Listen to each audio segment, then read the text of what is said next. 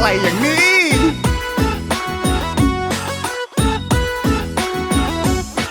តាទីងនឹង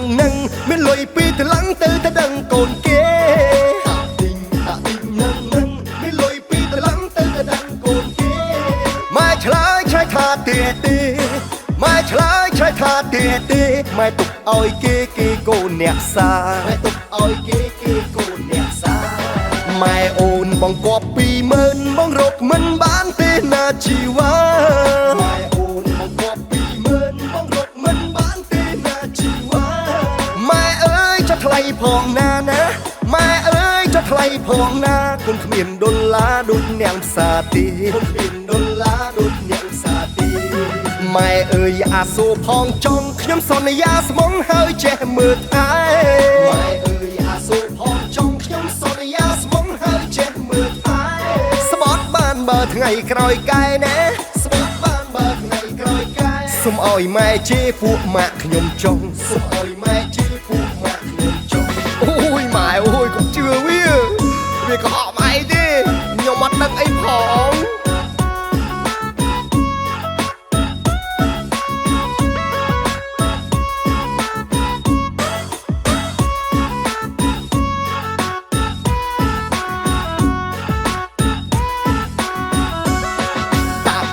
តាទីងនឹង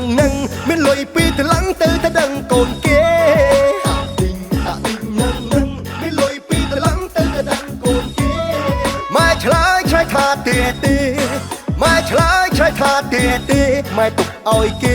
កូនអ្នកសាម៉ែទុកឲ្យគេកូនអ្នកសាម៉ែអូនបងគប់20000បងរកមិនបានទេណាជីវ៉ាម៉ែអូនបងគប់20000បងរកមិនបានទេណាជីវ៉ាម៉ែអើយចុះថ្លៃផងណាម៉ែអើយចុះថ្លៃផងណាគុំគ្មានដុល្លារដូចនាងផ្សារទេគុំគ្មានដុល្លារដូចនាងផ្សារទេម៉ែអើយអាសូរផងចង់ខ្ញុំសន្យាស្មងហើយចេះមើលថែម៉ែអើយអាសូរផងចង់ខ្ញុំសន្យាស្មងហើយចេះមើលថែស្បត់បានបើថ្ងៃក្រោយកែណែស្បត់បានបើថ្ងៃក្រោយកែសុំឲ្យម៉ែជេរពួកម៉ាក់ខ្ញុំចង់សុំឲ្យម៉ែជេរពួកម៉ាក់ខ្ញុំចង់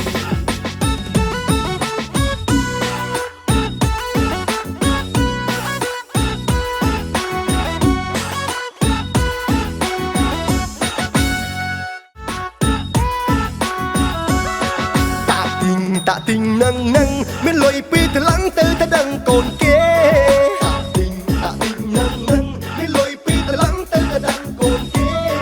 ម៉ែឆ្លើយថាទេម៉ែឆ្លើយថាទេម៉ែទុកឲ្យគេកូនអ្នកសាម៉ែទុកឲ្យគេកូនអ្នកសាម៉ែអូនបងគប់20000បងរកមិនបានទេណាជីវ៉ាម៉ែអូនបងគប់20000បងរកមិនបានទេណាជីវ៉ាម៉ែអើយចុះថ្លៃផងណា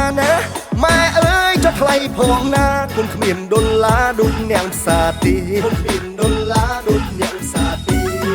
ម៉ែអើយអាសូរផងចង់ខ្ញុំសន្យាស្មងហើយចេះមើលថែ20000ម៉ែ